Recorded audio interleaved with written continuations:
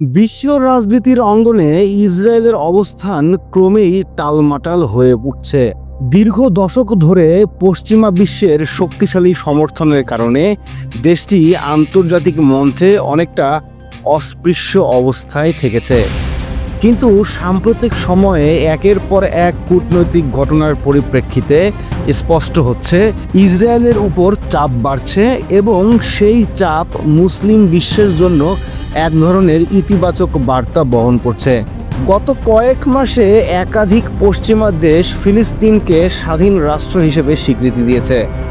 যুক্তরাজ্য, Australia, Canada ও পর্তুগালের মতো প্রভাবশালী দেশগুলো এই স্বীকৃতি দিয়ে শুধু প্রতীকী বার্তাই দেয়নি, বরং আন্তর্জাতিক অঙ্গনে নতুন বাস্তবতা সৃষ্টি করেছে।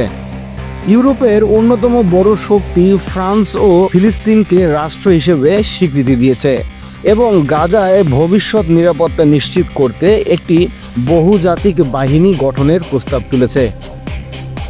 এমন সিদ্ধান্ত ফিলিস্তিনিদের জন্য কূটনৈতিকভাবে বিশাল অর্জন, কারণ এর মাধ্যমে পশ্চিমা বিশ্বে ইসরায়েলের প্রতি অন্ধ সমর্থনের ধারাবাহিকতার ভাঙন দেখা দিচ্ছে।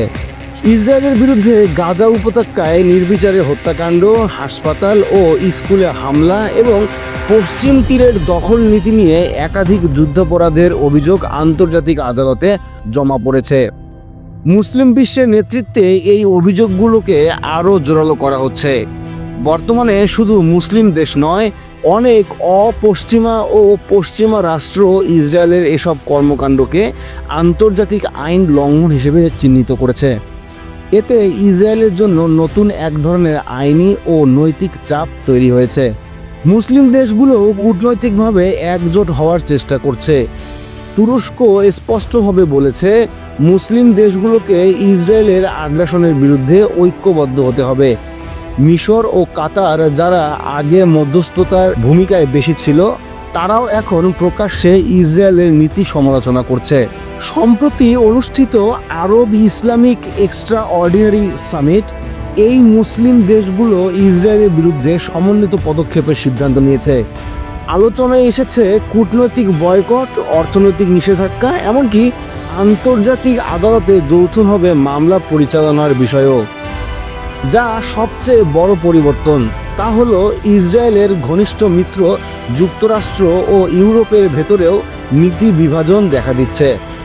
একদিকে মার্কিন প্রশাসনের একটি অংশ এখনও ইসরায়েলকে সমর্থন দিচ্ছে, অন্যদিকে ইউরোপের কয়েকটি শক্তি প্রকাশ্যে ফিলিস্তিনের রাষ্ট্র গঠনের পক্ষে অবস্থান নিচ্ছে।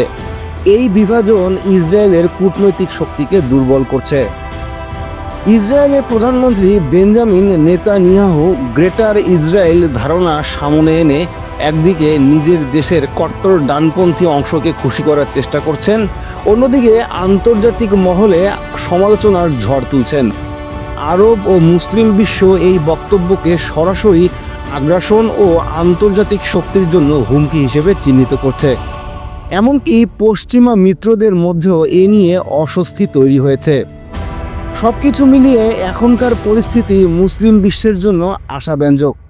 বহু বছর ধরে ফিলিস্তিনের ন্যায্য দাবি আন্তর্জাতিক মঞ্চে উপেক্ষিত হয়েছে, কিন্তু এবার কূটনৈতিক চাপ, আন্তর্জাতিক আদালতের কার্যক্রম এবং পশ্চিমা দেশগুলোর অবস্থান পরিবর্তন সব মিলে ফিলিস্তিনি রাষ্ট্র গঠনের পথ আরও স্পষ্ট হচ্ছে। ইসরায়েল তার ইতিহাসের সবচেয়ে বড় কূটনৈতিক সংকটের মুখে দাঁড়িয়ে আছে।